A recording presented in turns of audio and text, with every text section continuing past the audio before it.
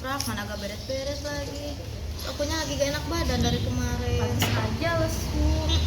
Coba badan juga pada anget. Iya, panas. Ayo pergi ke apa kita? Tapi antar ya. Boleh. Yuk. Yes.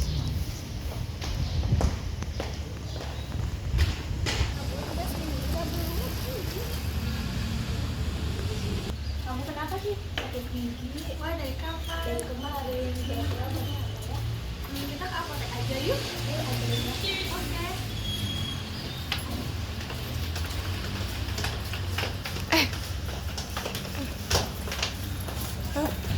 Mau kemana? Ke apotek sakit katanya. Sama kita juga mau ke apotek. Yuk. Yuk.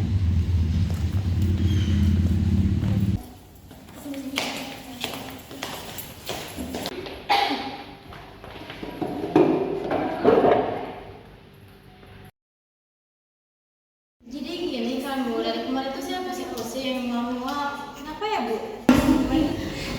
Ya. Oh ya gitu, saya biar obatin aja ya. Ini kepala ibu kenapa? Apa sakit gigi dari kemarin? Sakit banget, sampean. Oh, sampai ada karyawan juga. Hah? Bentar ya.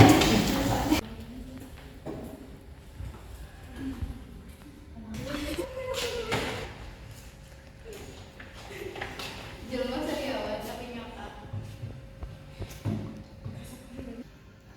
Nah, paling kamu coba aja pakai obat ini, obat paracetamol. Ini diminumnya 3 kali sehari sesudah makan. Kalau misalkan pusing kamu udah hilang, pegal-pegalnya udah hilang, kamu udah bisa berhenti minum paracetamolnya. Oh, baik, terima kasih. Ya.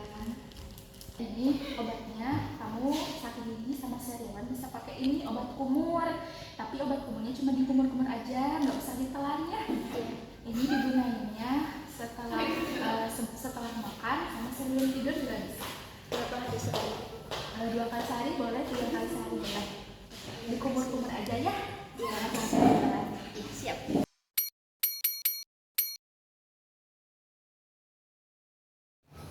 Obat bebas adalah obat yang dapat kita peroleh tanpa resep dokter di apotek, toko obat berizin, bahkan di warung ataupun supermarket. Di Indonesia, peredarannya diatur oleh peraturan yang bertujuan untuk memudahkan masyarakat mendapatkan pengobatan awal untuk keluhan ringan yang bisa didiagnosis dan diobati sendiri. Biasanya, obat bebas diperuntukkan untuk indikasi umum, risiko efek samping yang rendah, dan juga tidak memerlukan pengawasan dari dokter. Logo atau tanda khusus pada kemasan obat bebas adalah lingkaran hijau dengan garis tepi hitam. Contoh obatnya seperti paracetamol, antacid, dan juga suplemen vitamin dan mineral. Mari kita lihat contoh kasusnya. Jadi gini kan Bu, dari kemarin tuh siapa sih pusing, mual-mual. Kenapa ya Bu? Ya. Oh, ya gitu. Saya biar obatin aja ya. Nah, paling kamu coba aja pakai obat ini, obat paracetamol. Ini diminumnya 3 kali sehari sesudah makan. Kalau misalkan pusing kamu udah hilang, pegal-pegalnya udah hilang, kamu udah bisa berhenti minum paracetamolnya. Oh, baik, terima kasih. Ya. Pada kasus pertama tersebut, pasien mengeluhkan sakit badan, mual-mual, dan juga pusing. Seorang TTK kemudian memberikan obat paracetamol, kemudian menginformasikan cara penggunaannya dan aturan pakainya. Selanjutnya, ada juga golongan obat bebas terbatas. Golongan obat bebas terbatas juga bisa dibeli tanpa resep dokter di apotek dan juga toko obat berizin. Namun, ada hal penting yang harus diperhatikan seperti peringatan khusus yang tertera pada kemasannya. Obat bebas terbatas memiliki potensi efek samping jika penggunaannya tidak tepat atau pada kondisi yang tertentu. Mengapa obatnya itu dibatasi? Karena potensi efek sampingnya lebih signifikan dibandingkan dengan obat bebas jika dosis atau cara penggunaannya salah. Logo obat bebas terbatas adalah lingkaran berwarna biru dengan garis tepi berwarna hitam. Selain logo, terdapat 6 tanda peringatan khusus berupa tulisan berwarna hitam dalam kotak berwarna hitam, yaitu pertama P1. P1 berisi awas obat keras, bacalah aturan memakainya. P2 berisi awas obat keras hanya untuk kumur jangan ditelan. P3 berisi awas obat keras hanya untuk bagian luar badan. P4 berisi awas obat keras hanya untuk dibakar. P5 berisi awas obat keras tidak boleh ditelan.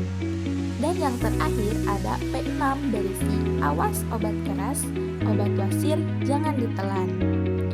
Contoh obat golongan bebas terbatas yaitu ada golongan antihistamin seperti CTM, kemudian ada juga untuk obat flu kombinasi, dan ada juga betadin kumur. Contoh kasusnya seperti pada video berikut. Kenapa sakit gigi dari kemarin? Sakit banget, sampai ya. Oh, ada karyawannya nggak? Ada. Bentar ya. Ini obatnya, kamu sakit gigi sama sariawan bisa pakai ini obat kumur. Tapi obat kumurnya cuma di kumur-kumur aja, nggak usah ditelan ya. Ini digunainnya setelah makan sama sebelum tidur juga bisa. Berapa hari sekali? 2 kali sehari boleh, 3 kali sehari boleh. Dikumur-kumur aja ya. Siap. Kasus kedua, pasien mengeluhkan sakit gigi dan juga sariawan. Di sini TPK memberikan obat betadin kumur dengan informasi obat disertakan seperti cara penggunaan, aturan pemakaian, dan juga tanda peringatan yang tertera di belakang kemasan betadin kumurnya, yaitu P2, yaitu awas obat keras hanya untuk kumur jangan ditelan. Nah, perbedaan pemberian informasi obat pada kasus pertama dan kasus kedua hanya terletak pada pemberian informasinya yang lebih menekankan pada efek sampingnya ataupun yang lebih menekankan pada peringatannya, seperti pada obat bebas terbatas, yang mana obat bebas terbatas lebih ditekankan pada efek sampingnya ataupun peringatan yang tertera pada kemasannya. Sebagai contoh lain, misalkan pada CPM. CPM ketika diberikan informasi obat, si TTK ataupun apoteker pasti lebih menekankan kepada efek sampingnya, yaitu adalah efek samping kantuk.